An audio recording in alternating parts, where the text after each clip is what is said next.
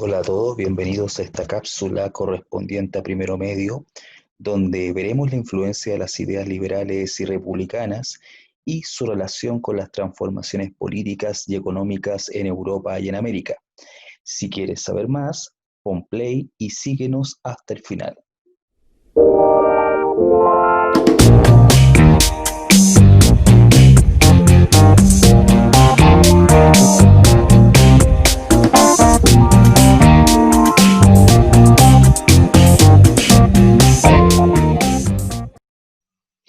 Las ideas liberales y republicanas surgen a contar del siglo XVIII, especialmente con la Ilustración y las revoluciones norteamericana y francesa. En este caso vamos a ver qué significa el liberalismo. El liberalismo es una doctrina económica, política y social que tiene como principal motivo, ahora lo vamos a destacar acá, que tiene como principal motivo la libertad del individuo y la limitación del poder del Estado. ¿Qué quiere decir con eso? Que el liberalismo critica el concepto de monarquía absoluta, que fue muy predominante en el siglo XVII y en el siglo XVIII. Y además también defendía lo que era la libertad de las personas, ya en su sentido social, en su sentido político y en su sentido económico. Las ideas de libertad y la limitación del poder del Estado sientan las bases de lo que podemos denominar un modelo republicano de gobierno. ¿En qué consiste el modelo republicano de gobierno? Lo vamos a destacar un poquito mejor. El modelo de la república recién aparece en el siglo XVIII en Europa con la Revolución Francesa, ¿ya? Que lo vieron ustedes en octavo el año anterior. Y en este caso, este modelo republicano se caracteriza, a diferencia de una monarquía en la cual el poder está concentrado en la persona de un rey, donde los ciudadanos eligen a sus máximas autoridades y la vida en sociedad está regulada por leyes acordadas por todos. Dentro de las variantes del liberalismo podemos destacar tres. El primero correspondería al liberalismo político, inspirado en las ideas de la Ilustración. El liberalismo político generalmente promueve gobiernos representativos y principios como la soberanía popular, el constitucionalismo y la separación de poderes. Estos principios están inspirados en las ideas de Jean-Jacques Rousseau y Montesquieu. Rousseau generalmente se refería a la soberanía del pueblo a través de los representantes elegidos por ellos, en la cual ellos gobernarían en su nombre, y en el caso de Montesquieu el poder debía dividirse en tres partes: poder ejecutivo, poder legislativo, poder judicial. El otro, la otra variante sería el liberalismo económico. El liberalismo económico surge en Inglaterra y a partir de las obras de un economista llamado Adam Smith. Smith generalmente plantea que la empresa privada es la que debe generar la economía y el Estado tiene que dejar de intervenir. Por lo tanto, el mercado se encargaría de regular la economía a través de dos grandes principios: la oferta y la demanda. Y el liberalismo social, que es una derivación de ambas, defiende la libertad en las conductas privadas de los individuos y sus relaciones sociales. ¿Qué quiere decir con eso? Que según este principio, la Iglesia literalmente tendría que perder influencia dentro de la sociedad, ya que hasta el siglo XVIII la Iglesia tenía un poder casi total en la sociedad, ya que estaba asociado a las monarquías. Los liberales, en cambio, plantean la desaparición progresiva de su influencia y su separación del Estado.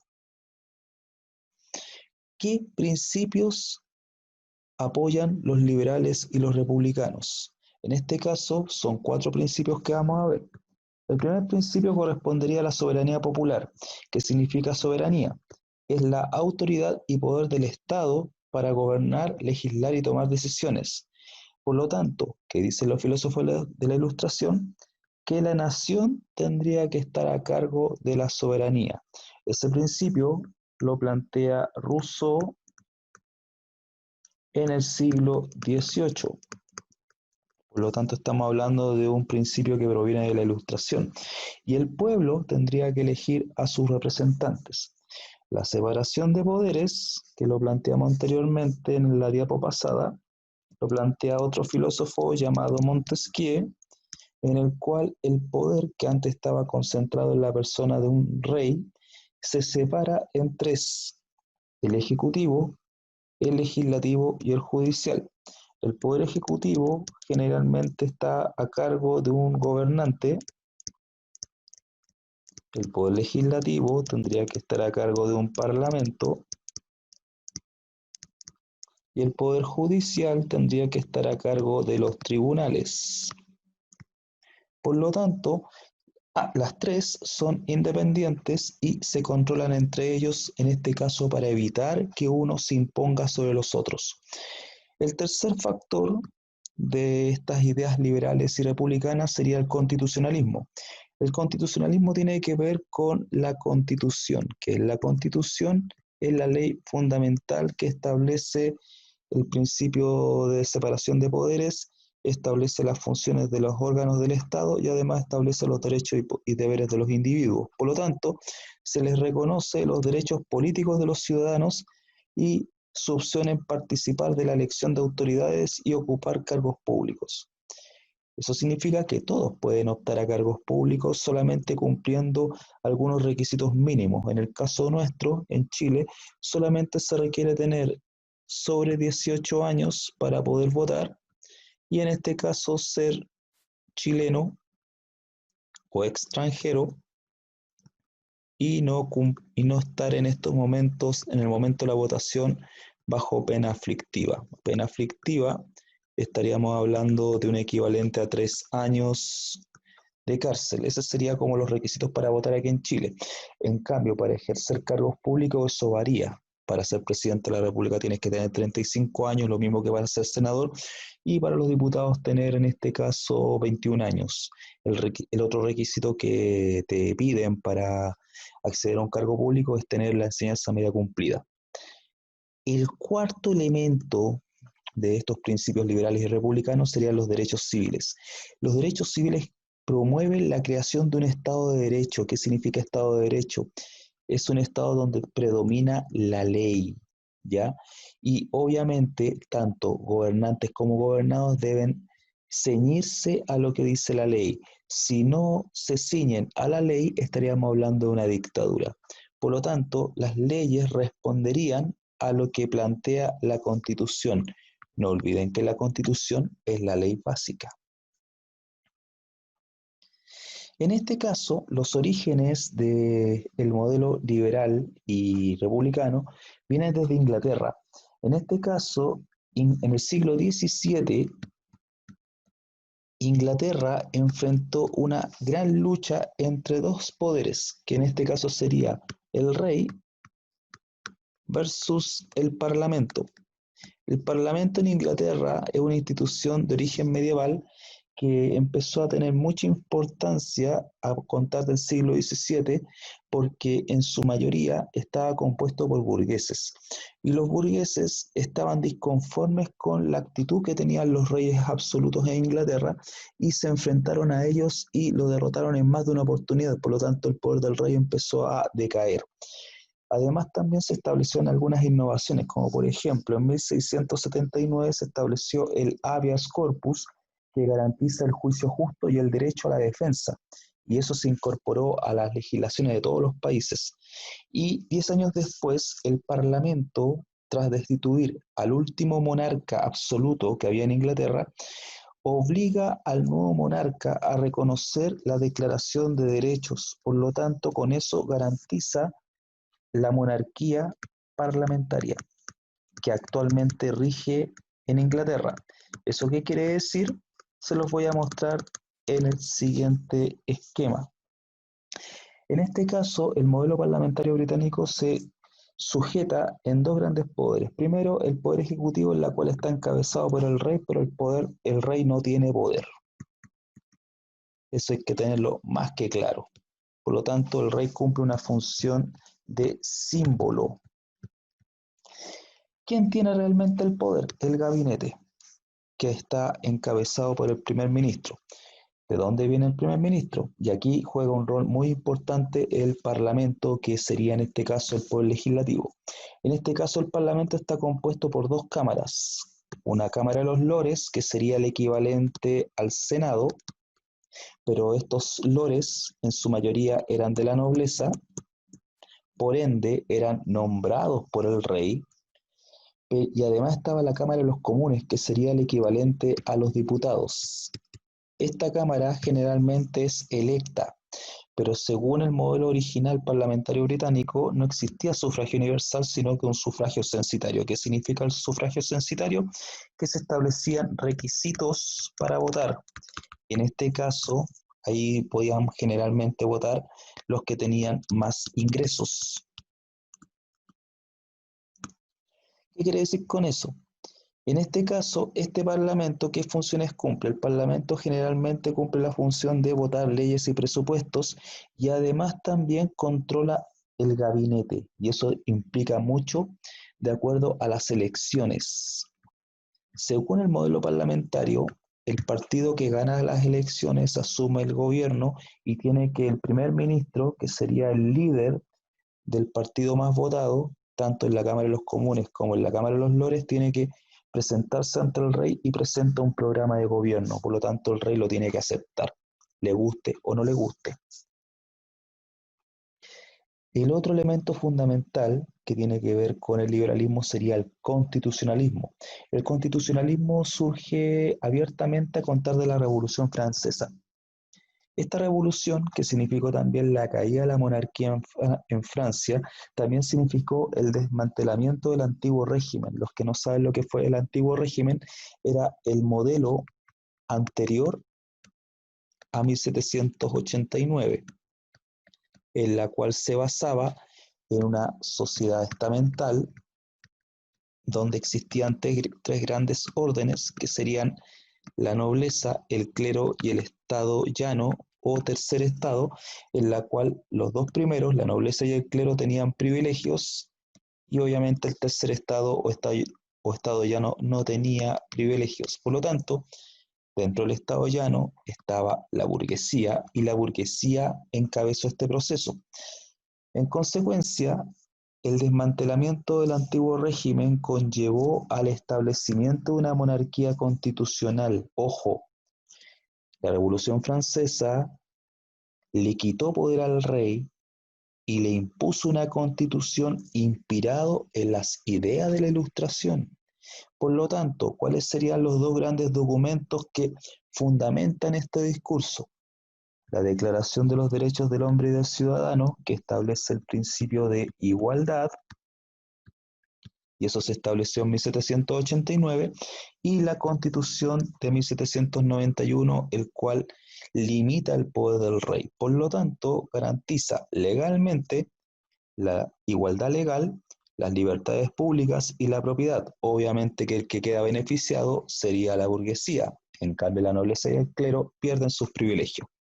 Por lo tanto, también genera un cambio nuevo en el sistema, que ahora ya no el poder ni la soberanía queda en manos del monarca, sino que en este caso la nación, o sea, el conjunto de los ciudadanos, se convierte en el verdadero soberano y la ley sería el principio que rige la vida social de todos los franceses sin distinción. Ya no, ya empieza a dejar de influir la voluntad del monarca, ahora es la voluntad del pueblo. Eso es un aporte súper interesante de la Revolución Francesa. Eso se manifiesta a través de la Constitución de 1791, que tuvo muy poca vida, porque la monarquía fue abolida en 1792 y el rey fue decapitado en 1793. Por lo tanto, en su reemplazo se estableció una república que también tuvo muy poca duración. Pero lo que buscaba la Constitución de 1791 es la aplicación de lo que dijo en algún momento Montesquieu. ¿Qué dijo Montesquieu? Que el poder se dividía en tres grandes cuerpos: el poder ejecutivo, el poder legislativo y el poder judicial. Aquí hubo un error. En este caso, los tres poderes son independientes, no están muy internalizados, excepto aquí en este modelo que lo voy a explicar. El poder ejecutivo en este caso estaba encabezado por un rey, y este rey tenía que jurar lealtad a la Constitución, que fue la de 1791. En el poder legislativo está compuesto por la Asamblea Nacional, el cual estaba compuesta por una asamblea de electores y una asamblea primaria. Y en este caso, los electores, bajo el sistema de sufragio censitario, elegían a esta primera asamblea y ellos a su vez elegían a la otra asamblea. Por lo tanto, aquí había un recurso económico, solamente votaban los burgueses. En cambio, el poder judicial estaba en cierta manera manejado por la asamblea de electores, por lo tanto ahí la burguesía fue la gran beneficiada, ya que también la justicia se puso de su parte. Eso era entendible porque antiguamente en Francia la justicia literalmente lo manejaba la nobleza, ¿ya? Entonces con eso solamente cambió de dueño. Los derechos constitucionales son derivados de la Constitución y que establecen en este caso los llamados derechos individuales de la persona, el derecho a pensar, el derecho a tener libertad de expresión, el derecho a reunirse. Por lo tanto, en este caso, los filósofos de la Ilustración postularon el concepto de igualdad en dignidad y derechos. Por lo tanto, los documentos que consagran estos derechos individuales serían la Declaración de Independencia de Estados Unidos y la Declaración de los Derechos del Hombre y del Ciudadano. Por lo tanto, serían los documentos que consagran esta realidad. Las ideas liberales además fomentaron la difusión de los derechos individuales y su respeto y su resguardo por parte del Estado. Y por último, para terminar, tenemos el abolicionismo. El abolicionismo fue un fenómeno que fue consecuencia de la Revolución Francesa debido a que los principios de libertad e igualdad fueron como las ideas centrales del liberalismo. Por lo tanto, era como una contradicción que en Estados Unidos, que fue uno de los primeros países liberales, tuviera esclavos. Lo mismo pasaba en Francia. Por lo tanto, la idea era que el principio de igualdad no se aplicaba en países donde tuvieran esclavos, y eso sería una contradicción. Por lo tanto, la abolición de la esclavitud fue un proceso mundial que empieza recién a desarrollarse en el siglo XIX. Por lo tanto, ¿cuáles fueron las razones por las cuales el abolicionismo, que significaba, en otras palabras, la lucha contra la trata de esclavos? La trata significa comercio y obviamente contra la esclavitud como sistema, se debió a lo siguiente. Primero, las ideas de ilustración, el concepto de libertad, el concepto de igualdad, no podían aplicarse realmente si existiera esto, la esclavitud. Y además también surge en Inglaterra lo que podemos denominar la revolución industrial. ¿Qué hace la revolución industrial? La revolución industrial lo que hace es cambiar el concepto del trabajo. Nos sirve el trabajo esclavo. ¿Por qué? Porque la máquina está, digamos que reemplazando la fuerza humana, por lo tanto lo que se requiere es mano de obra especializada y se le paga un salario. Por lo tanto, los dueños de las empresas, los dueños de las máquinas, los dueños de las fábricas preferían 1000 veces pagarle un salario a sus trabajadores que tenerlos como esclavos y tenerlos de forma permanente. Por lo tanto, ellos podían fácilmente contratar y despedir a voluntad a sus trabajadores. En cambio, el esclavo implicaba un gasto más que una inversión. Por lo tanto, fue una de las razones por las cuales el movimiento abolicionista empezó a tener mayor popularidad en el siglo XIX, pero además también generó contradicciones. Por lo tanto, tiene que ver mucho con el principio liberal. El liberalismo tenía una contradicción fuerte con respecto al abolicionismo, porque generalmente hablaba de que el concepto de igualdad generalmente se aplicó a los países blancos. Pero ¿qué pasaba con los negros y con las mujeres? Seguían siendo vistos como seres de segunda categoría. Por lo tanto, el abolicionismo fue liderado generalmente por hombres europeos o norteamericanos de raza blanca y que generalmente veían al negro como una víctima en vez de una persona en igualdad de condiciones. Por lo tanto, tuvo como un gesto paternalista, que eso lo vamos a ver a partir de ahora. Este proceso empieza con la Revolución Francesa. La Revolución Francesa, a través de la Declaración de los Derechos del Hombre, estableció la abolición de la esclavitud en sus colonias, especialmente en Haití, donde se produjo también un proceso independentista.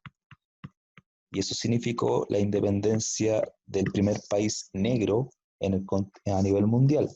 Pero además también otros países, siguiendo lo que estaba ocurriendo en Francia, también aplicaron procesos de abolición de la esclavitud, siendo el más llamativo el caso de Inglaterra. Inglaterra, en el siglo XIX, empieza a abolir la esclavitud y además combate la trata de esclavos. En este caso, la trata de esclavos se desarrollaba generalmente en África, ya en la cual comerciantes capturaban y vendían esclavos y eran enviados generalmente a Sudamérica, al Caribe o a Estados Unidos, especialmente los estados del sur. Por lo tanto, ahí se desarrollaba la esclavitud. Y obviamente con la ganancia del tráfico de esclavos y las materias primas que sacaban de América, se dirigían hacia el continente europeo y obviamente eso significaba un comercio triangular, porque las armas que fabricaba Europa se iban a los traficantes de esclavos para seguir capturando más población africana. Por lo tanto, eso fue como la dinámica que se dio entre los siglos XVII hasta el siglo XIX. Esa fue la dinámica del tráfico de esclavos. ¿Qué pasa con la abolición de la esclavitud? Si en Europa iniciaron el movimiento abolicionista, en América también se dio un poco más tarde. En el caso nuestro en Chile, la esclavitud se aplica, empieza como a abolirse parcialmente en 1811. En ese año se establece la llamada libertad de vientre. ¿Qué quiere decir con eso?